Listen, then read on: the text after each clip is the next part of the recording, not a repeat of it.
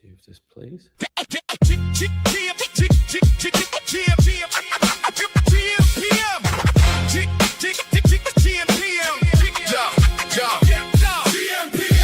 Check the board. Run the score. Hit his crowd roar. Poly market won't resolve for how many more hours? Wake up, phone jump. Whole day lit, Bitcoin chart green and it fake out flip. Cow she got smoke, Poly market got flames. MGM is sweating when the smart money came. Tip off, puck drop, first pitch heat. New clay court king just crowned the 3 seed. Parlay alive with the leg on the line. One bad tweet, got the market doing time. Everybody got tapes, we got receipts. Everybody got locks, we got the keys. Numbers don't sleep, lines don't lie. If the odds start talking, you gon' know why. Check the board. Won the score. Hit his crowd roar. Poly market won't resolve for how many more hours? They got the spark. Coma cut noise. Bread break bread with the sharpest boys. Feature guest weekly. New heat lands. Bread pulled up. Almanac had glands. Bucket got buckets when the shots get poured. Stitch got threads when the takes get scored. Add space? Nah, that's tools in the kit. Stacking up signal, then stitching up fit. Politics jumping, crypto got mood. Mention markets moving off somebody's fuel. Trump says one thing, timeline gets loud. Iran headline got oil in the crowd. From courtside seats to ticker tape parades. We don't chase news, we catch the shape. Game got pressure, market got nerve. Price tells the story before the curve. Who got NBA?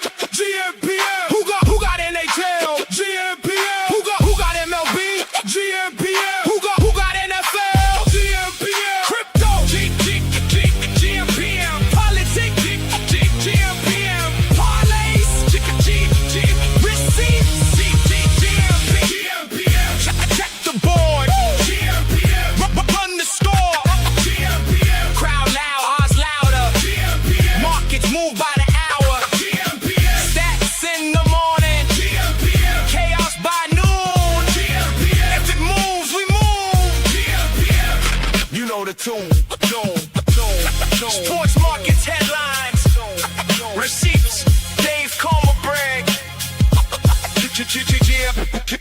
gmPM.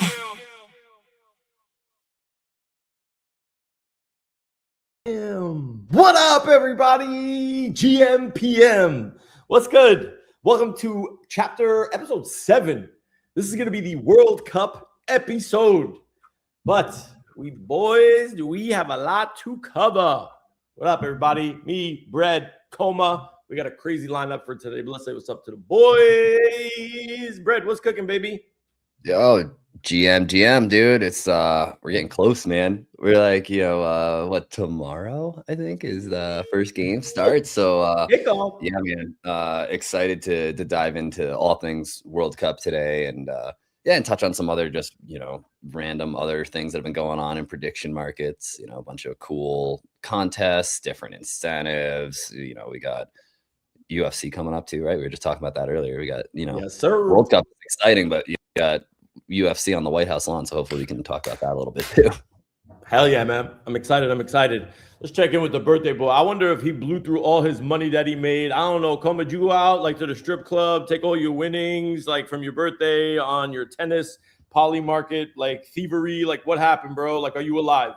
No, I mean, dude, I made some good plays, and then this morning just been it went kind of spiraling downwards a little bit. So I am recovering. I'm trying to figure things out, but that is the life of a predictor. You go through the ups, you go through the downs. I mean, we kind of went through that with Bucket a little bit yesterday as well, but that's why there's a thing called regression, Dave. You just can't keep winning all the time. I know Knicks were winning like 14 in a row, but eventually I was right.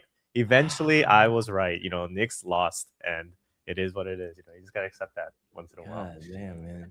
Listen, I'm over here giving you props for your birthday and everything else, and we have to start the show off like that heavy. You could call it an alley-oop, but call it an assist. Yeah. All right, fine. A good co-host, yeah. Okay, fine. Let's talk about it because obviously, we got a lot to get through today. We don't got to spend too much time on it, obviously, because there's just so much for us to talk about. But I don't know, man. Listen, I'm not the one to make excuses, boys. But anyone watching that game, but I'm about to make an excuse. Oh my God, anyone watching that game, bro, refs were like, I'm sorry. Like, what were they watching? Don't tell me it couldn't be just me. It couldn't be just me. Come on. Refs didn't blow that game for us?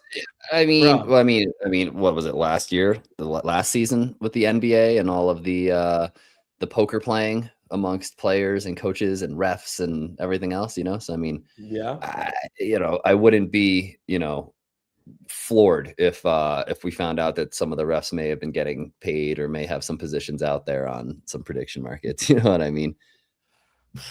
Bro, I mean, the blatant shove Wemby like to Brunson's head. Granted, I feel like Castle was getting hacked every single time he went to the rim because he's an absolute monster.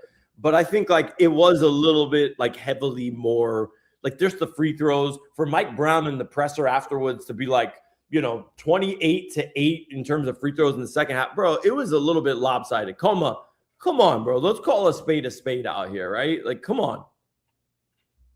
Hey, man, I told you got to do what you got to do for the ratings. You can't have a 4-0 sweep, but I will say, I mean, as someone that lived in New York, I was very disgusted and disappointed by the fans.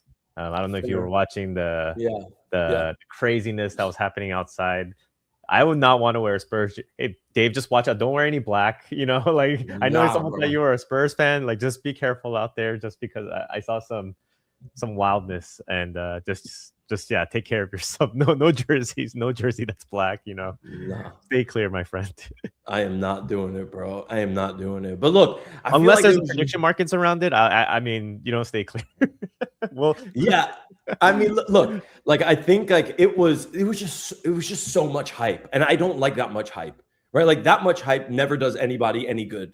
Right? Like the president came, they blocked off Madison Square Garden. It took you 2 hours to get in there. Like it was just too much. It was like it reached fever pitch. You know what I'm saying? Yeah, it's like supposedly the vibe was not good in Madison Square Garden because it was just a bunch of rich people that don't go to the game. So like when they're trying to make some noise, it was like crickets because there just weren't any actual real fans.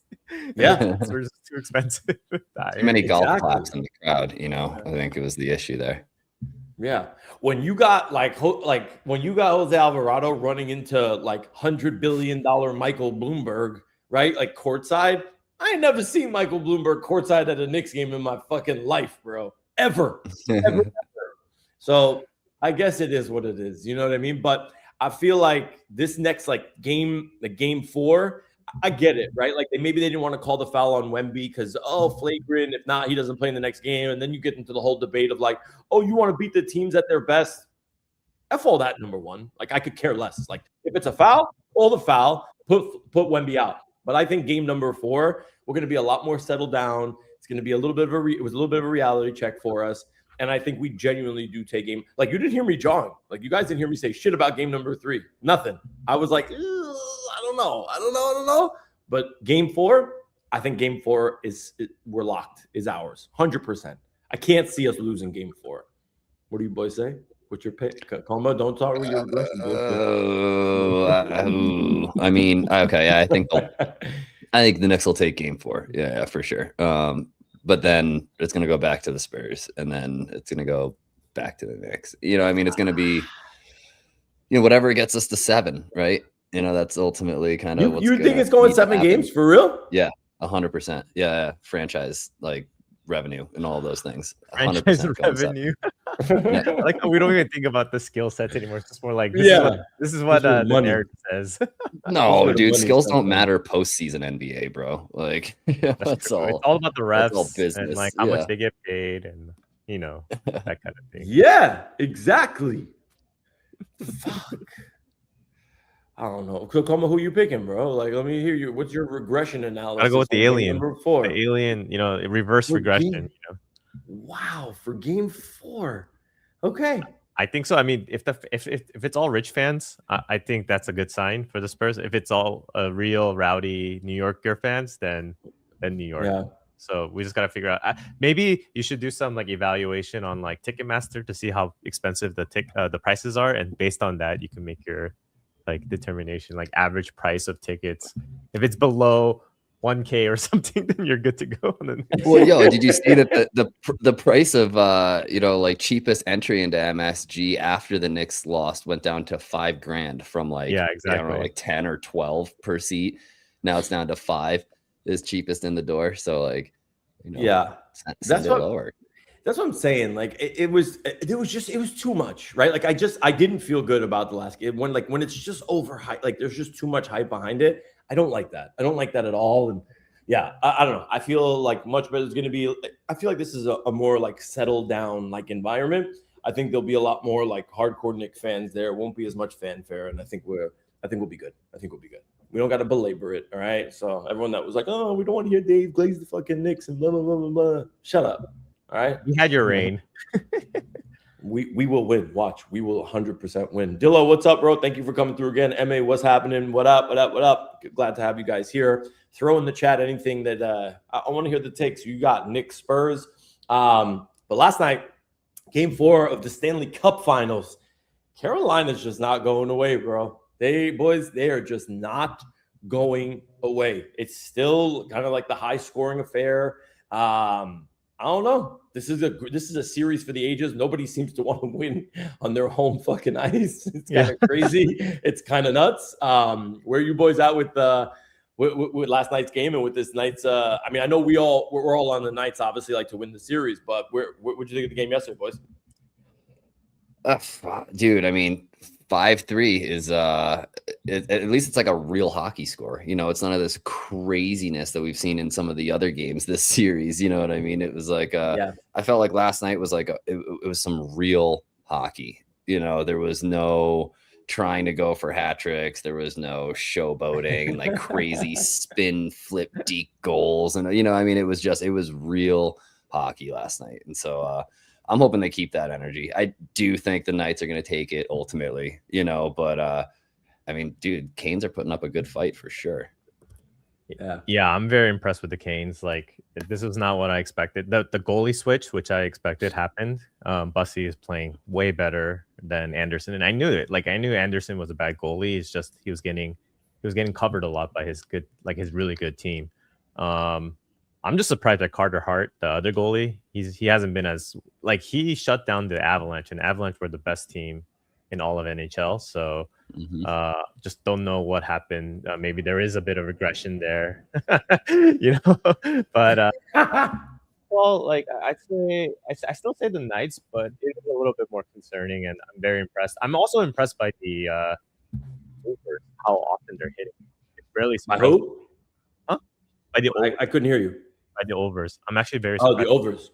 Number of overs that are hitting. It's just like wild. Generally, like playoffs, they usually have a lot of like under 6.5 just because of how tight they play, but it's goal fest. And I don't know if it's like a thing where it's like gonna continue or if it's gonna break into like a very tighter game. But so far, everyone's just been letting it fly. Yeah, it's actually funny because I'm looking at the Kalshi line right now. Como for next game, over 6.5 is down 24 cents to 45%. Like, I think people are kind of jumping on the bus with you, where it's like, how are they going to be able to keep this torrid like scoring pace up? You know what I mean? So like how sustainable is this going to be? Yeah, it's a good question. Crazy.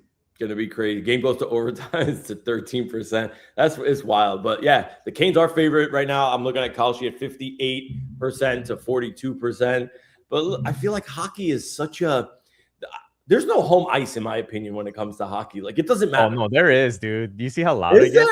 Yeah, I get it, but like even so, like it can get loud. But like I feel like hockey players are more insulated from, I don't know, it's not like a football game or a basketball game. You know what I'm saying? Like, I feel like home ice doesn't matter. And maybe I'm crazy, but like, I just like when I watch a hockey game, I really don't get the sense that like, yeah, the crowd's going crazy, but it doesn't affect the game like it does like a football game or a basketball game. I don't know. Maybe I'm nuts.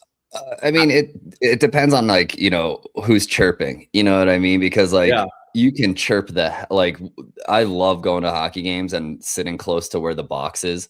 So that either team, gets a penalty, and you can just sit there and you get like 2 minutes to just harass the hell out of that team, the other team member, like, and chirp over the wall the entire 2 minutes they're sitting in the box. Yeah, exactly. And so, like, I mean, if anybody, I think, has home ice advantage, it'd be Philly, like, and the Philly fans, bro, like, because there's no fan is as ruthless as a Philly fan.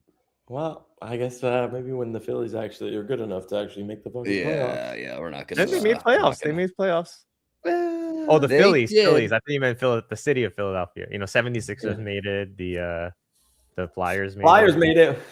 But they just well, dude, are you kidding me? Phillies. Have you seen Sanchez? Pitching for the Phillies this year, dude. Like, he's been great. Yeah, he's been great. Like, he setting records and stuff. You know what I mean? What was it? 50-point-something innings he pitched without a hit. Which is like the first time that's happened. Yeah, it's a bummer. His team is trash, but like, he that was like the first time that's happened since like 1918 or some crazy, like, crazy for sure. Yeah, dude. Like, but yeah, no. And the Flyers, they were in the playoffs. I credit that to their new mascot though. Gritty is just an absolute, like, dude, I love that thing. He's a moneymaker. Yeah, man. New mascot. I mean, look. I guess we'll see kind of how, like, I mean, all I know is, like, I think we're all pretty much loving, like, these NBA finals, the NHL final, like, Stanley Cup finals. It's been absolutely it's been epic, man. It's really, really, like, you're getting a lot. Like, I mean, if you're a fan of just these sports, you're getting so much. They're just incredible games. So I think we're all going to be in for a treat tonight for the Knick game. Next game, obviously, for Stanley Cup. But tomorrow begins ole, ole, ole, ole, ole, ole. World Cup 2026 kicks off mañana, and it is going to be absolutely insane. Okay, I'm just going to rattle off just these stats, okay? You guys listening? Here it goes. June 11th to July 19th across Canada, Mexico, and the United States. First time ever, by the way, that it's going to be hosted in 3 different countries, right? So across North America. The first World Cup with 48 teams, expanded matches to 104 matches, 12 groups of 4, the top 2 in every group, plus the 8 best third-place teams advance to the round of 32. Host cities: Dallas, Arlington, New York, New Jersey, Atlanta, Kansas City, Houston, San Fran, Inglewood, Philadelphia, Seattle, Mexico City, Monterrey, Guadalajara. I mean, just to name a few. This is literally Canada, the United States, and Mexico. Never been done before. This is probably going to be, like, the next month is going to be one of the most epic times, like, in all of sports. And we're so much for us to cover. And guys, we got a special guest today. Before we go around the horn and we obviously start talking with everybody, our boy Sam is here from Stitch, who's been super graceful enough to obviously been hosting to run this campaign for the gmPM. So anybody that's contributed to that, very, very much appreciate you with the retweets and everything else. We are going to bring Sam up on stage for his commentary as well. He's across the world, and then we're going to get into it, boys. But let's welcome Sam. Sam, what's up, baby? Welcome. Hey guys, super happy to be here. Let's go, man. It's good to have you, bro. It is good to have you. Let's chat a little bit of World Cup. I want to go around the horn to these boys. Let's get everybody's kind of like, how are they feeling? We got a lot to cover. I know there's bucket news, obviously Stitch. Gents, where do we want to start right now? Like, how are you guys, like, I guess, Coma, how are you feeling, number one, about World Cup right now? And, like, is the fever pitch kind of like coming in now? Because I'm starting to get hyper. I'm excited to get out to the bars in New York City and go watch these games. Yeah, no, I'm definitely excited. I'm glad it's in the U.S. so I could watch it in a reasonable time. I like being a little greedy here, but no, overall, I think it's going to be super competitive. Generally, unless these games are super obvious, I try to play like the over-unders a little bit. But, when the teams are kind of more on the 50-50 side, it's so hard to say what's going to happen just because from a predictions perspective, there's always that idea of a draw, which makes it very, very difficult to win, right? It's like 1 out of 3 chances of you getting it correctly. But no, yeah, overall, it should be a really fun one. I don't know. Like, there's so many different groups, and like it'll be kind of cool to just kind of like figure out who we think is gonna make it out of the group, kind of thing, first and second. You know, Yeah. Exercise. Yeah, and odds are obviously shifting. Like, I saw some tweets today. People are like, Spain overtook France for like most likely to win the tournament. Obviously, and Brett, I'm going to come to you in a second. But Sam, I want to chat with you. Tell me about, like, you know, I know there's World Cup fever going everywhere. Who are you rooting for, number one? And then we can obviously get into some of the Stitch stuff in a little bit. But who you got for World Cup? Who you got as your World Cup winner, Sam? Well, I'm Dutch, but I don't have much hope for Netherlands this year. You know, but yeah, I'm hoping, you know, I'm wrong. But yeah, to be honest, yeah, Netherlands would be awesome if we, you know, get far and like even win it. Like, that never happened before. But yeah, I'm putting my money that Japan will win the group. And yeah, so I don't have much hope. I think Belgium will do well. Actually surprised, because they have a really strong team. I think that people are sleeping on them with Tielemans and Trossard and Doku, De Bruyne. And, you know, like, there's a bunch of other like teams I think will surprise. I don't know, like, for me, like, who's going to win is really hard to say. But yeah, I think France, Spain will do well. But yeah, a bunch of countries I think will surprise. Norway, Japan. But yeah, excited for it. Let's go. Yeah, it's going to be wild. Brad, I know if you want to maybe bring up, I know you guys, like, Bucket has been you guys have been working in the background on some crazy World Cup stuff for Bucket. So if you want to maybe kind of bring up your screen so that you can maybe share a little bit as to like what's cooking on the Bucket side and kind of really like how you guys look into this, because this kicks up. Look at this. You guys got to count that. Damn. Yeah, Bucket's got a countdown timer. Yeah, bro. We're not messing around with World Cup, dude. I mean, it happens every 4 years. You know, let's really make everything, you know, that we can make of it, right? No membership required at all on the Bucket platform. Well, you just have to sign up. No pro membership. Yeah, required. Yeah. You don't have to pay anything, right? For all of the picks, all of the deep research we're going to be doing on every game. I mean, you can head right to Bucket XYZ, sign up with your email, and then hit the World Cup thing. And now we've got, you know, right off the gate here, you know, coming up a day, 4 hours and 7 minutes, bro. Like, we're getting closer. We got all of the fixtures, so you can look ahead and see kind of who's playing who, when those games are happening up, current odds, all that good stuff. Right.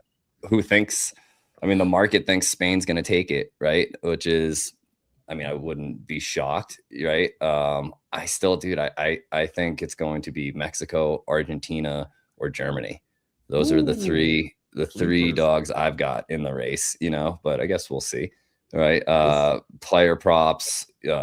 Here's every grouping, right? So you can kind of see and keep track. This will update regularly every day. Starting tomorrow.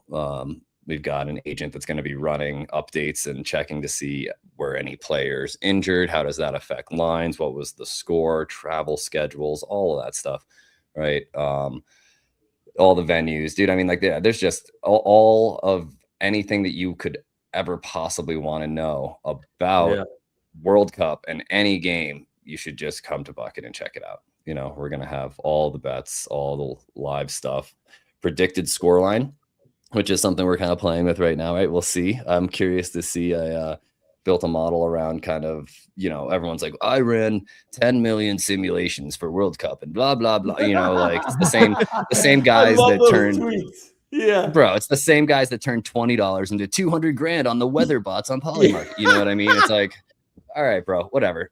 So built a model that actually kind of is using real data from some serious data providers to kind of project. We'll see. Brad, you know those tweets where the guy's like, I examined all the World Cup groups, and all the World Cup data, so you don't have to. And here's everything. It's just like, bruh. Right? I'm waiting. I feel like every time I'm like, every tweet I see on the timeline right now is kind of like, it's like the Flex Seal guy slapping the side of the thing, you know, with the flex tape, like, you know, spray painting the boat, and now it floats, right? Like, it's here, it's too much, right? I mean, there is a way to over engineer things multiple times, you know, through fire, like. So Bucket right now, and for everyone, I put it in the chat as well. It's bvcket.xyz. So like Bucket should be kind of like the one-stop shop for like everything analysis on World Cup, right? Like you guys are literally filtering all of the poly market odds, who's playing who, where, what time, favorites, and like odds are updating real time. Yeah. So like it's using the poly market API. So like everything that they're seeing on Bucket is 100% real time. Yeah. Yep. Exactly. That's great. It's updated the poly market, Kalshi, going to be wiring up Myriad too, because they've got World Cup stuff too. Right. And so I think there's going to be, I mean, you know, NFA, right? The ARB opportunities across these platforms is going to be insane, right? Between the price that you can get on Polymarket versus Kalshi versus Myriad, you know, and, you know, I guess a tip to anybody who's new with prediction markets, if you can buy both sides for under $1 total, you're guaranteed profit when either side wins, right? So like that's how you play these arbitrage opportunities between sports books and prediction markets. And we've got every single sports book listed here too with the odds that's going to be covering any of the World Cup stuff. So definitely if you want to be informed and not just be a Web3 gambler degen, you should come check out Bucket and actually see what you're buying a position in, right? And why you're buying that position versus, I mean, to be honest, there's a few games where I'm just going to shotgun blast and see like, price looks good, let's go. You know, but the real games, the real money is going to be smart money moving. So definitely be smart money. Yeah. I mean, look, like I think because like here's my gauge, if I'm being perfectly honest, right? Like we're in the group chat, like in like the sports degen group chat, right? That Coma created. When I hear when I hear those guys, right, that are active every day in these prediction markets being like, when World Cup on Bucket, that tells me that there is a need, a want, a demand for like real data, like real time data, like good data on like all of this shit, right? So I love that you guys are doing this. You guys, are you talking to like other platforms to like integrate? I know when we had Almanac on here, they were like, hey, let's chat in the background, like to start like kind of integrating like the data sets into like other platforms. I mean, across the PMs, right? Because I mean, I already have kind of that stuff wired up on the back end, you know, Kalshi, Polymarket, Myriad, Limitless, and then the major sports books, right? But no, I've been talking with, you know, shout out Camel over at Onsite, you know, trying to see if we can, you know, waiting on some API updates and some finalization type stuff over there. And then be able to kind of track some of the smart money that's from their platform to see, you know, what smart money is on what teams and what positions. And then does the data support that, right? Or is it just, you know, is it smart money or is it lucky money, really? Right. You know, because there's a lot of guys that get labeled as smart money that are just incredibly lucky. You know what I mean? So like, let's find out, you know, where smart money's moving and if it aligns with, you know, what the data is showing. So, you know, absolutely always open and willing to chat with any team, any platform that wants to play around with some World Cup stuff. Love it. Love it. Love it. Yeah. And guys, we're obviously going to have a ton more like World Cup coverage. Obviously, like we run this Monday and Wednesday. So once the games kick off tomorrow, it's going to be absolute madness, right? So you have the 3:00 slot on Thursdays. Mexico, South Africa kicks us off in Group A. Then 10 o'clock, you have South Korea, Czech Republic. Friday, you have at the 3 p.m. game is Canada against Bosnia-Herzegovina. And then the USA plays 9 p.m. in LA. I'm assuming SoFi Stadium, USA, Paraguay. And then the slate you got 4 games a day. On Saturday, you got a 3, 6, a 9, and a midnight game as well. Obviously, because they want to appease to, you know, the countries that are playing in their home fans. Qatar, Switzerland at 3. That's in San Francisco. 6 p.m. Brazil, Morocco. My sleeper is Morocco. Let's go at MetLife Stadium. 9 o'clock Haiti, Scotland. That's going to be in Boston. And then midnight, Australia versus Turkey in Vancouver, bro. And like the slate is just crazy. It's games every single day, at least 4 games every single day. And then I think starting the 25th, you have this one slate with 6 games, another day was 5, 6 games. It's going to be absolute overload.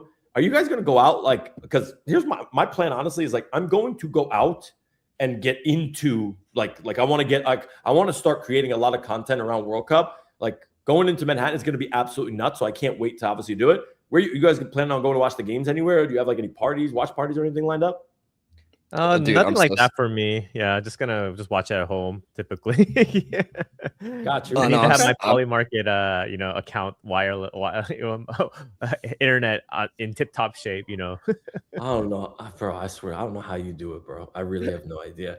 All right, so let's talk groups. No, man, I'm stoked, dude. I'm still all the bars are like opening up. They're like, yeah, we're starting to serve beers at 6 a.m. for all of World Cup.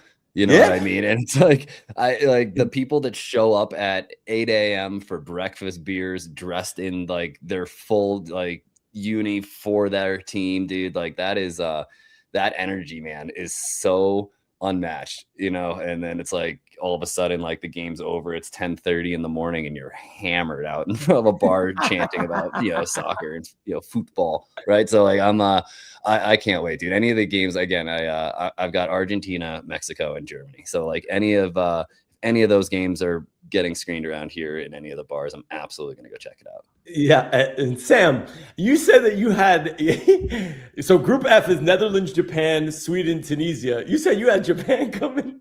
Yeah, Japan coming out of the group. Yeah, I think Netherlands will still make it through the group, obviously, but I have zero faith in the coach, and also Timber got injured, and the offense is just terrible. I mean, Depay is still like the main striker, and we have Weghorst, was also selected, and he should be retired already. So I don't know. Like I hope I'm wrong. You never know what happens, but I mean Japan also did very well. Like 4 years ago, they beat really well.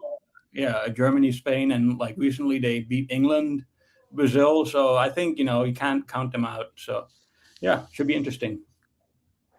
Yeah, don't underestimate Japan, man. They're a really good team. Like, and they've just played with each other so much already. For I don't know how they do it, but they just know each other like in and out. So, they play very smooth like soccer. But the only issue is they're not very tall. So, like I think there are some deficiencies there in terms of like corner kicks and stuff like that. But other than that, they're a very like fluid team. And yeah, I think it's going to be Japan and Netherlands that make it out. I don't know who's going to be one or two, but who do you guys got coming out of Group D? That's the U.S. group, right? So you got U.S., Paraguay, Australia, and Turkey. The Aussies apparently like on Polygon. No, Aussies are getting literally no love. Yeah, they suck. They are getting no love. They should stick to rugby, I think it's going to be U.S. and Turkey. What about you, Sam? Yeah, I think, to be honest, maybe you guys won't like to hear it, but yeah, I think Turkey will probably end up on top. I think the people they have a pretty good squad, and you have like Arda Güler as well. So and United States, I mean, decent, but I don't know. I feel like Turkey edges it. Oof. USA. I know. Realistically, I don't think they really are gonna. I mean, they might make it out of the group. If they make it out of the group, that's it. That's where their run ends. But realistically, I think probably Turkey will take. Hey, don't underestimate host countries and how far they can get. Like if Qatar can, get out of groups and win a couple games, like the United States and Mexico will do very well. Like one way or another. Like the what do you call it? The juice or whatever you want to call it. Like for being a host country is a real thing. And somehow they just miraculously always do well. Well, yeah, but being a host country that doesn't really understand anything about the sport, like Americans and soccer are kind of like oil and water type stuff. You know what I mean? So I mean, it's we're not that bad, bro. We're genuinely not that bad. I mean, look, like our first game is against Paraguay. Obviously, we're heavy favorites against Paraguay. I feel like the tie on Polymarket was at like 21%. So like maybe not like heavy favorites, but like. I don't know. Like, okay, like let's talk about Group C. Sam, what do you think? You think my Morocco team has a shot at coming out of Brazil, Morocco, Haiti, and Scotland? Because I feel like the Brazilians and the Scots are probably going to be the favorites coming out of this group. Yeah. Yeah, it's a tough. I think Morocco, obviously they've improved a lot. Like last time, I think semis, right? Yeah. And Scotland has like McTominay, and they have some decent players. It's a tough one. I think and for me, Brazil's a big question mark. They had the quality, but it's always like they haven't been performing that well. And yeah, I mean, they have a good coach now, so we'll have to see. To be honest, yeah, it's hard for me to say, but I think, yeah, probably Brazil on top, Morocco, Scotland, just like it is right now. Haitians are getting no love either, too.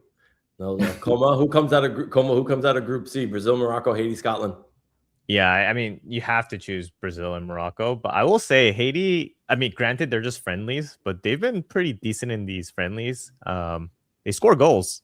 The only problem is they're in a group with Brazil, Morocco, and Scotland. Like those teams are no jokes by any means. So Haiti will unfortunately be 4. I think literally the 1, 2, 3 that's listed there is probably going to be the most realistic outcome there. Yeah. Fair. All right. Does Messi pull off the impossible and the Argentines repeat as World Cup winners? Group J, Argentina, Algeria, Austria, and Jordan. What do we say? Brad, who are you picking out of Group J? Argentina, bro. I think Argentina is going to take the whole thing, realistically. If it's not Argentina, it'll be Mexico. And if it's not Mexico, then like my dark horse in the race is Germany, man. I think that they're being slept on seriously this year. But I think Group J, dude, yeah, Argentina all day. All right, Sam. Argentina, Algeria, Austria, Jordan, Group J. Yeah, I think this is kind of a no-brainer. Argentina first and probably Austria, although Algeria might do well. Jordan, yeah, probably last. Ooh, Coma? Yeah, I mean, Austria is a really good team, and they're pretty well coached.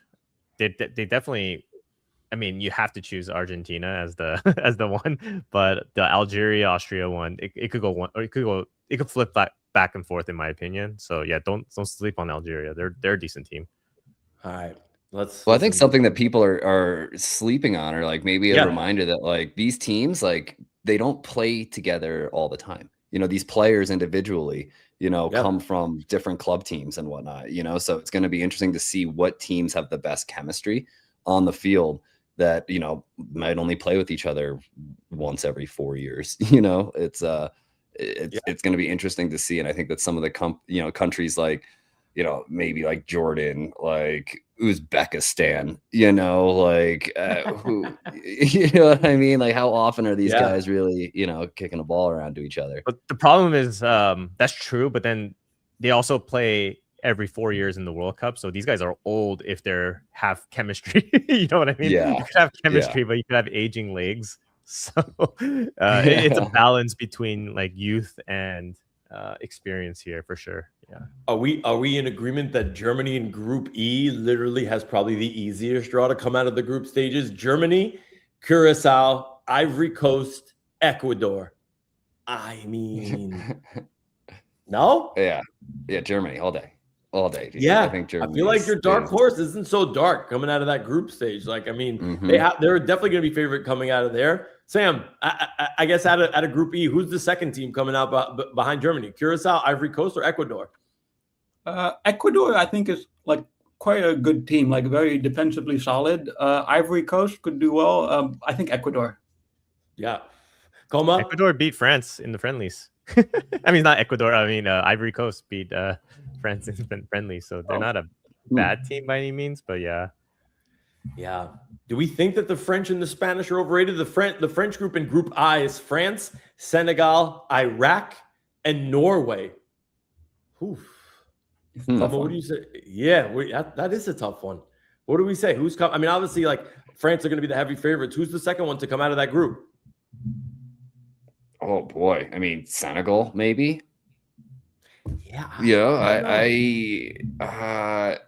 I mean, I don't know. I just don't think like with all the stuff going on. I mean, like we saw what happened with the PSG win, right? I don't think France can, as a country, can afford to really win anything right now. They'll lose all their infrastructure if they win. They'll burn the whole fucking city. They'll burn the whole country down. Yeah, they can't. I like seeing Iraq. If I'm being perfectly honest, like I would love to see Iraq come out of there, bro. That would be amazing. That would be really, really cool to see. Man. I mean, yeah, Norway has, Haaland, and then you have, if you remember in the Champions League, you had Bodo Glimt that did very well. And they have a bunch of players from that team as well. So I think they have Odegaard. They have a solid team. It's always like the coaching that's always been the issue. But I don't know. Senegal did win the AFCON but then it got stolen from them afterwards. But I mean, they're a solid team too. I mean, this is a tough bracket in my opinion. I think Iraq is probably the one that's gonna be the outside looking in kind of thing. Again, it's Norway or Senegal in my opinion. They're just they're relatively even, but I'd say Senegal is a more, I guess, structured team, if that makes sense. Yeah, they play with each other a lot. All right, now let's get to Senor Ronaldo. Portugal, Congo, Uzbekistan, Colombia in Group K. Sam, who we got? Portugal number 1. I guess just like it is right now. Or maybe like Congo probably over Uzbekistan. To be honest, I don't really know Uzbekistan that well. Hard for me to say, but probably I would say Congo 3rd and Colombia 2nd.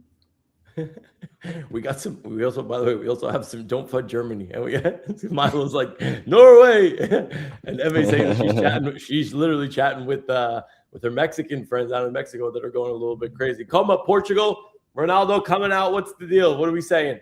I think Colombia could be first in this group. To be honest, they're a good team. Yeah, Portugal. I don't know, man. Like I like Ronaldo, but they played so different when he's the striker, and it's almost like they need to feed him the ball, even though it may not be the right play at times. You know what I mean? So I just feel like Colombia, they played like a very good, solid offensive, a brand of like football, but they do have some defensive liability. So I don't know. I think Colombia could take it. I mean, whoever wins that game is probably going to be the one that ends up being first. So I'll say Colombia. Well, there's a market on whether Ronaldo will cry at the World Cup or not. Right? I bet on that. Yeah. Right? Because you put some money on that, Sam? Yeah. It's no brainer because it's his last World Cup.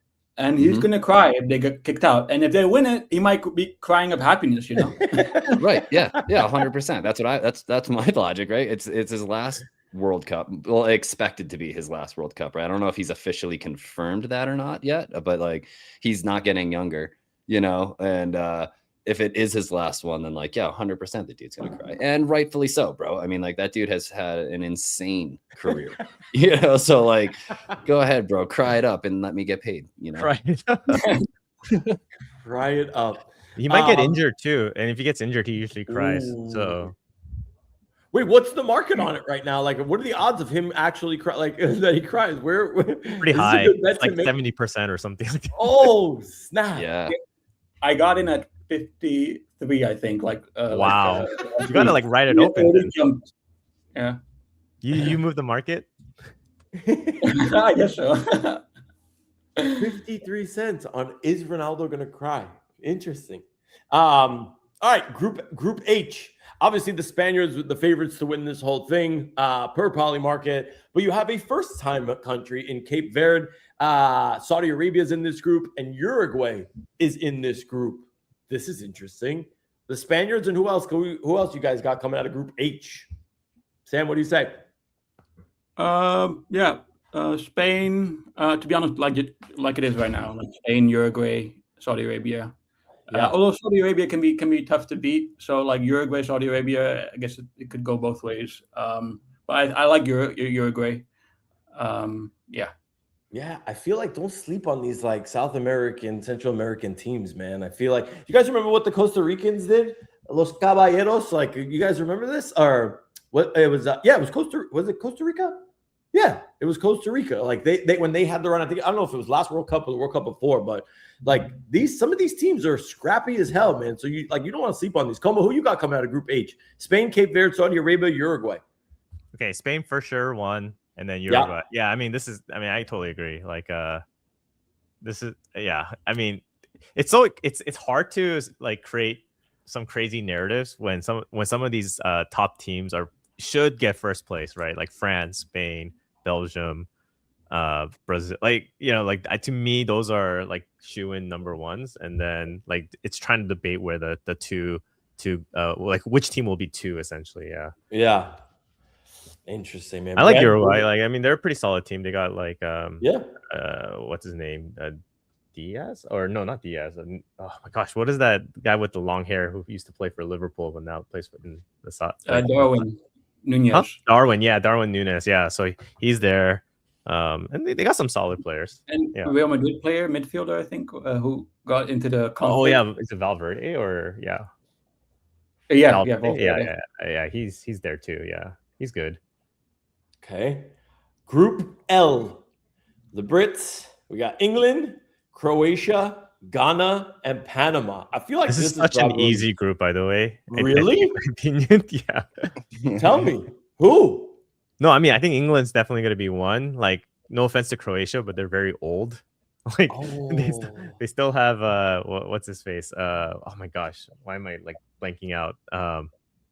He won the what's it called? What's the name? He won the Ballon d'Or, right? Like last time. Gosh, why am I blanking on his name? Me too. Sam, help me out here. Modric, yeah, he's still playing. Like, and this dude looks so tired. He's like, "Come on, guys! Like, find someone else to play for me." But he's got his Ghana's horrible. Neck while he's playing, you know.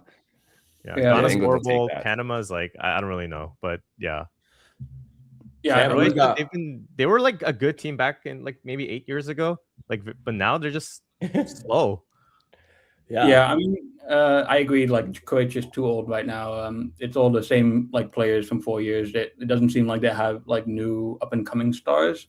But yeah, I mean, I to be honest, I don't really know like Ghana that well. So I think Croatia will still end up second. England first, Ghana third probably.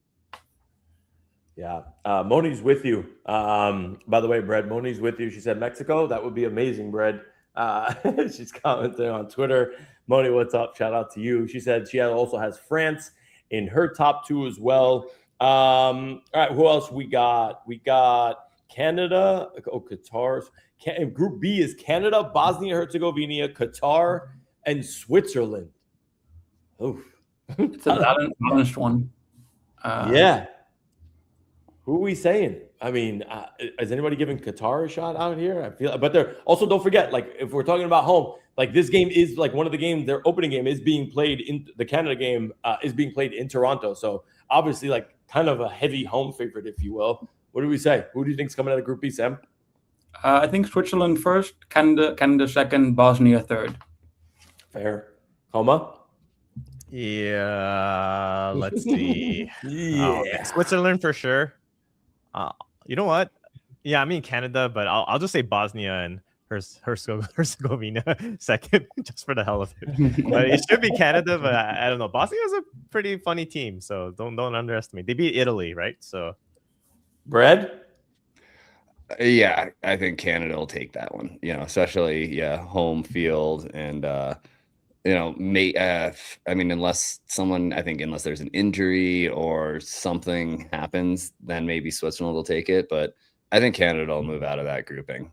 You know, nobody's giving Qatar a shot, huh? I mean, I guess realistically, the only advantage that I feel like Qatar is the only one in that group that might not be complaining about the heat here in America.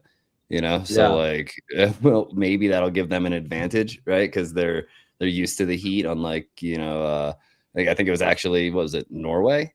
Or the Norwegian team came over to the States and were just like, there's photos everywhere of them just like dying on the sides of the field of it was so hot. It's like, I mean, I don't know, guys. It's it'll be interesting to see some of these cold weather teams play in Mexico, right? I think that's where it's going to be, I think the weather is going to seriously affect some of those teams. We'll see, man. In the US, you have some stadiums that are air conditioned, right? That indoor, So like in San Francisco and in I think it's SoFi Stadium. No, SoFi Stadium is open, but in San Francisco, I think would probably be like Levi Stadium. Yeah, some of them are indoor AC. Yeah, some of them are. Yeah, it's a good thing to consider when you're betting as well, because that affects how the game. Like typically. If it's like very hot and then, there's a favorite team that would have to attack, it kind of makes it more difficult for them to maintain, throughout the game, the stamina. But these are so a lot of these are not like traditional because they're going to be played in the much bigger stadiums, right? Like, do you guys think? Because like I don't watch football like as often, right, as probably you guys do, but like they're laying down grass and everything else. Like, so these aren't like natural stadiums, right? That maybe some of these players are being used to. Is like the turf is like the actual like the turf or the grass that they're playing on. Should that be taken into account as well? No, because they're all FIFA compliant. Yeah, like they've done a ton. They spent a ton of money making sure it's not like the field that like NFL players would play on or whatever, or like artificial turf. Like FIFA requires, like they have some crazy requirements to make sure that the grass that they're playing on is the grass that is like typical of like a soccer / football like field, basically. So yeah, they're very like don't quote me on it, but I believe there shouldn't be like artificial turf or anything like that kind of thing. Right. Yeah, no, I think I think it's going to be altitude, man. I mean, like again, like the Mexico City. I mean, that's like sitting Mexico City. That one you should consider. Yeah, because I mean, dude, that's like 6,500 feet above sea level. So I mean, what's that, like 2,000 or 2,200 meters? Above sea level, right? So I mean, it's like you see it all the time, especially even in the NFL and sometimes in the MLB when you get teams from Florida playing out here in Colorado sitting on the sideline with oxygen masks, you know what I mean? Because the air is thin, and they can't breathe. And so it's essentially the same altitude in Mexico City as it is in Denver. And so it'll be interesting to see how the teams that play year round at sea level do in Mexico. Love it. Good stuff. And I just wanted to share this with everybody as well. So R2 put out an amazing post today about like all of these different platforms that are running all of these different like World Cup campaigns. So I'll share it in the chat as well if you guys obviously want to check it out. But there's so many: Kalshi, OKX, Polymarket, Jupe. We had Pred on, obviously, like Amit was obviously telling us about this too. Predict.fun, Myriad. There's so many different ones out here. So I'm going to share this in the chat. Are you guys taking part in it? I got to start filling these out, man. There's no reason like why you shouldn't, like just to kind of just give it a shot, just to have fun. Cause a lot of them are free to enter. Yeah. Have you guys done any of these? Yeah, I joined Predict.fun is the $2 million one. Apparently like you choose like 5 teams and basically like you kind of follow, you have to choose 5 teams you can't change. And then you have to follow them to the tournament and basically you bet like on their games.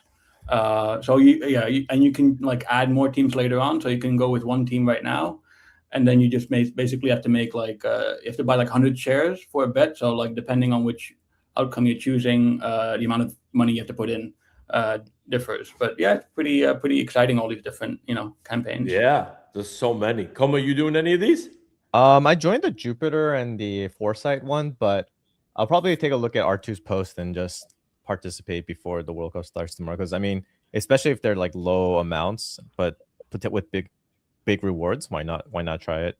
Yeah. I mean, look, there's a ton of this stuff. Brad, me and you we got to get in on this shit, man. Like, I'm gonna have to do a lot of this today. I mean, like, I mean, a big fan of SX Bet, big fan of Overtime, Limitless, Myriad, dude. I mean, there's Predict.fun, Pred, right? Shout out Pred. Like, there's a bunch of cool ones here. It's just gonna be, I got to go through them all and see like, are there minimums, like, is it you have to do at least $100 across X number of, positions and like things like that, because like I am predicting on a bunch of these games, but I don't want to have liquidity locked up across 10 different platforms for the next month. You know what I mean? Like, I got to see exactly where I think they range like $10 to $100 depending on the bracket or whatever. Yeah. It's like, Sam, how much was the one that you joined with the 2 million? 100 shares you have to buy. So like, yeah, it depends. Whatever. I guess it depends on the price. Yeah, but yeah, totally. Got it. All right, guys, this is it. Like World Cup kicks off tomorrow. Don't forget, 3:00. Also, the finals are going to be like the final World Cup game is going to be here at MetLife Stadium. So I'm gonna see if I can maybe squeeze my hand on some tickets to that. Isn't it crazy that the World Cup finals probably going to be cheaper than like the NBA finals? Isn't that kind of nuts? Yeah, that's insane. Probably. You know, but Probably. yeah, we That's should America for you. absolutely start pinging some people, you know, and see if we Yeah. can get Who do some I tickets know? in there. You know, like Yeah. yeah, Like, who do who the I know? fuck do I know? Dude, I'll go dress like a NASCAR, you know, driver. You know, I'll put logos like somebody pay for my tickets. I'll rep your logos all day. Yeah. Yeah. Sign me up. Like, any brands that are out there, right? That want me or Brett or whoever to go to these games, bro. Like, I'm literally going to be the New York street team out here. Okay. You want content created? We're going to be having gmPM content. I'm telling you guys, slap a logo on a t-shirt. Let's go. Let's make this shit happen. But good stuff, guys. World Cup's going to be absolutely crazy. I want to give enough time, obviously, to Sam to talk. I want to talk about Stitch, Sam. It's been honestly like I know it was a super quick campaign, but we got a really, really like great response from a lot of people, obviously on the timeline. So first off, thank you for helping us out there. But I just wanted to give you obviously the floor. Take the next 5 or 10 minutes. Let's chat a little bit about Stitch, what Stitch is, and then we can kind of just jump into some questions if we have. Yeah, sounds good. So I'm the marketing lead at Stitch, and basically, we're a distribution layer for crypto ecosystems, and we're built on BitTensor. And so essentially, we started out like within the BitTensor ecosystem, where subnets and projects used as a distribution way to get out like launches, updates, and narratives in front of like the right community. And now we're basically expanding to prediction markets and hyperliquid. And I know Coma is one of the OGs as part of the prediction market ecosystem, and it's been growing a lot since he joined. So I think we have like more than 200 or maybe near 250 creators. So yeah, it's been great to see like all that traction. And basically, so how it works is we map out a social graph of each ecosystem on X. So basically, we look at who's interacting with who. We use like a PageRank algorithm. So and basically we derive who based on who interacts with who to an influence score per creator, and accordingly we basically incentivize these creators to create content on prediction market projects in this case, or the podcast or the show we're doing right now. So the way it works is the rewards are not distributed based on likes or views. It's really more about who engages with your content. And so this way, it doesn't, like, I know some InfoFi platforms, there was a lot of like, it was really rewarding like volume. So you had to constantly be active. And we're quite different in a way that it's more about, you can write 1 or 2 posts about for a campaign, and then you'll get rewarded for that. And basically based on who engages with that post, you will get more rewards or less rewards. So it's kind of a different approach than because you might have noticed also like in InfoFi, there was kind of a stigma sometimes that it would always incentivize this kind of like slop or like GM all the time. I mean, there was not much quality in terms of content sometimes. The projects were just paying for noise sometimes, and with us, they're more paying for content that can like resonate with the right community. So basically, I just we hosted a few campaigns already for prediction markets. I know you had Almanac on. So that was a campaign that did very well, and Synth recently. So we're actively like onboarding projects that are looking to for distribution to release if they want to like releasing a project or a product, or doing any kind of launch. We're basically helping them get the word out quickly in an efficient way. Distributing to the most important or the most influential creators on X for prediction markets. And so that's basically it. I mean, maybe Coma can talk about his experience as well as creator. Exactly where I was gonna go. I was gonna say, Coma, from the creator standpoint, obviously I know you've been with Stitch for a minute, but for maybe people that are watching now, like, how's your experience been like with Stitch? Yeah, it's been really good. I think I was one of the early creators specifically for the prediction market campaigns. Yeah, it's been Yeah, it's been awesome. I mean, obviously, as more creators are joining, it's getting more competitive, and that's a good problem to have. Um, but I love the team. They've been giving me, I give a lot of feedback to Sam, and then like they take it, and then they try to, make sure it doesn't feel like you're spamming. And as someone that did participate in InfoFi, it almost felt like I was losing my soul a little bit. Like every day I would have to. I had a Google sheet, and I would be like, I have to talk about these 10 projects every single day, or I lose my ranking. And it was a little frustrating because it didn't feel like me. Here, it really does feel like you see a campaign. If it resonates with you, then you make a post about it, and that's it, right? And you don't have to do 2, 3, 5, 10. And I really like that option, and I like that it's more curated towards like the creators in that niche. So like to participate, you have to be somewhat familiar with that niche, right? Like I don't think I'm as high or even ranked at all in like Hyperliquid, for example. But for prediction markets, I'm ranked like I think I was ranked like 200s, but I think as more people join, I did take a dip to like in the 400 range. But overall, I like that curation. I am curious though, like how is it always gonna be kind of like limited to and at least for our campaign, we said the top 750 creators, kind of like a thing. But Sam, would you ever open up to like more creators, like and things like that? Like, how does that work for you guys? Yeah, so it's kind of like a flywheel in a way, because as we onboard more projects, that means we can increase the reward pool. And that's also like an important factor in how many people we allow to participate. If you open it up too much and the reward pool is too small, then the individual reward that people would get is not wouldn't drive them to create content. So kind of like a balancing act. But yeah, as we get more traction, we onboard more projects, we're able to get the juice up the rewards. That makes sense. Yeah, I was wondering where because some campaigns you do like 1,000 users, some campaigns you do but then I didn't really associate that with the reward pool, because if too many people participate, then you get like a couple bucks. It's like, was it worth it? Peanuts at the end of the day. Yeah. All right, so I mean that's really like Gig said he went from 500 to 1250 washed before I was clean. Gigs, that sounds like a skill issue, bro. Oh my god. And Sam, so it's been great. So it's super like hyper focused on different niches, right? Like and for people to sign up, like for creators to go sign up, obviously like for Stitch, you need a BitTensor wallet. Yeah. Like how easy, like for some people are not familiar with like the BitTensor like ecosystem. So how simple is it? Any recommendations on which wallet for them to use to make like the sign up pretty simple? Yeah. I mean, it's pretty easy.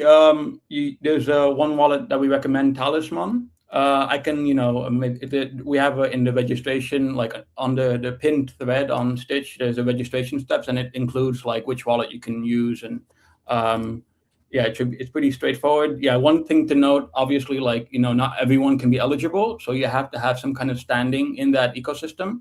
So like if you're writing about prediction markets regularly, then I would suggest to check the website and check if you're eligible. Stitch3.ai.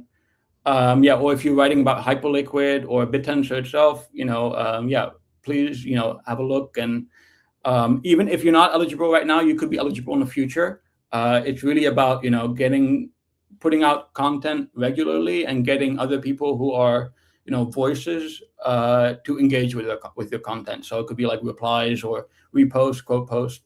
And the network recalibrates every 2 weeks. So like the ranking would change. You can move up in the ranking, move down. Just keep on creating content. And if you do it the right way, then eventually you'll be eligible. I feel like Coma's cheating though. You know what I mean? Like he cheats because obviously if I make $7,500 in 3 minutes and put my Polymarket slip on the timeline, of course it's going to go viral. You know what I mean? Like Coma's cheating at this game. Sam. Well, the thing is, I did put the money. So Dave, if you want to cheat too, you can also put that money down and risk it for the biscuit. Yeah. No, Sam, I think what you guys are doing is really, really, really cool. It's been great. Obviously, like even just over the last 24 hours, like for us, I'd love for us to kind of do another one like at some point in the future for gmPM as well. I know you guys also pulled like a bunch of different stats. We talked about like kind of really like what you guys obviously like monitor. So you guys have a really heavy like data, like a lot of data that you have like in the background to kind of like make all these different rankings and everything. Yeah. Yeah, I mean, if you go on a website like per ecosystem, there's also like a mindshare kind of like map, and it shows you know who's moving up in the ranking, who it can show you like basically like projects or people who are being talked about more. So like I mentioned, every 2 weeks the network recalibrates, and then that mindshare map would update, and then you can see, okay, these people are really getting into the conversation, and it's kind of like an interesting way to see where the conversation is going. Love it. I see, and I'm on the website now. I see you guys also like for like a new sector, I guess, or new segment. You have AI agents coming as well as privacy. So like obviously like those are things that everyone's seeing across like on the timeline. So for anybody that's watching, like those are new segments. When are those coming? It says coming soon, but any timeline on that? No timeline, but yeah, I mean, like any narrative or any narrative that pops up in crypto that kind of like also our superpower, we can like really quickly capture that and like identify that social graph and incentivize onboard creators and incentivize creators to create content. So yeah, I can't give a timeline on that, but yeah, that's within the plans. Amazing, man. Amazing, I mean, amazing stuff. Yeah, just like with prediction markets and hyperliquid, there's so much going on. So we're a small team as well. So yeah, I love it, man. Well, this is awesome. I know we're at the end of the show, but Sam, really appreciate you obviously coming through and coming on with us, man. And we love obviously being a partner of yours and you helping us obviously grow gmPM, and anybody that we're going to get future guests that are coming on the show. I literally got 2 DMs just now, like being like, hey Dave, we want to be on the pod. So we're obviously going to come up with something where we can hopefully start funneling some business your way. But to any creator that's watching, get onto the website. I put it in the comments. Go check out Stitch. Sam, thank you so much for joining us, man. It's been a pleasure to have you, dude. Thank you, guys. We really love being here, and yeah, looking forward, to continuing collaboration and working together. Same, man. Appreciate it. Brett, before we go, Coma has to jump, but what do you got, bro? Share it, pull it up on the screen. What are we looking at? An ARB? What? Bro, the ARB opportunity. So I was just looking at Myriad, right? Because they've got all the World Cup markets, right? And the volume isn't as high, so you can't get as much down as possible, right? But a quick like demo on how to ARB something, right? They have Mexico versus South Africa rather. Their yes price is at 70 cents. Okay. On Polymarket, it's at 93 cents, right? So you take $100 total, $80 on Myriad for yes, you're going to get 114, right? And if you put the remaining $20 on no over here on Polymarket, that pays out 243. So regardless of who wins, you profit. And it's really like, it's that easy to love do. it. So like definitely don't sleep on the opportunities. Just know that, I mean, if you're a whale, you're probably not going to be able to get filled on like a $10,000 position on a market that only has 18. Definitely not on Myriad. That would be careful because we've got burned and we've heard stories about that. All right, beautiful. Guys, Brett, good shit, bro. Gents, amazing stuff. Everybody in the chat, Gigs, fuck you. Watch my Knicks fucking house these Spurs tonight. Amazing episode. World Cup kicks off tomorrow, and we will see you guys. Maybe have a special episode. Don't forget the UFC card at the White House is this Sunday. We might do a special gmPM card with a very special guest this coming weekend to talk everything UFC at the White House. All right? Appreciate y'all coming through, man. Bread, Coma, we out, baby. I'll see y'all later. Peace.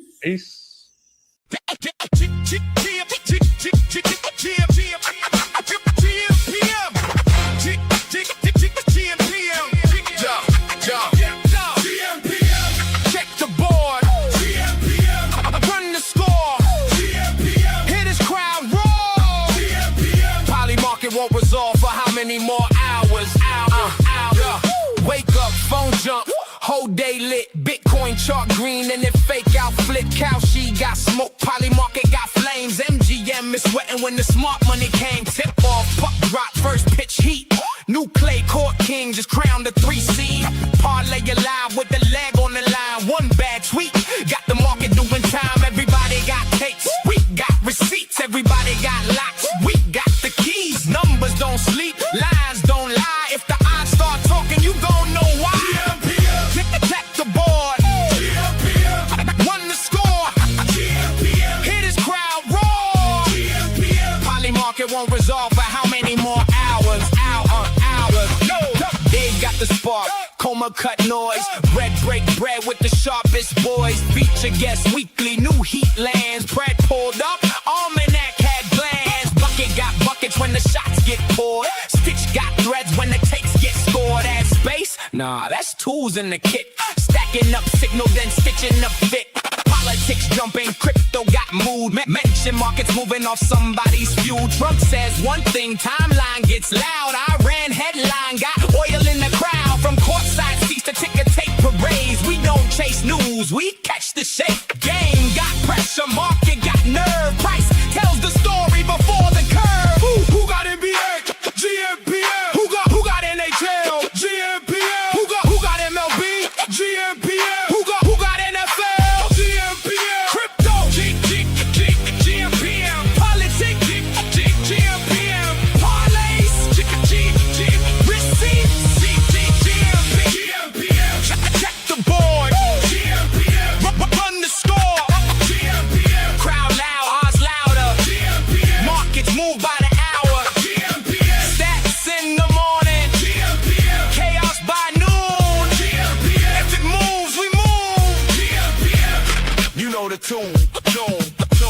Sports markets headlines. Receipts. Dave Comer brag. gmPM.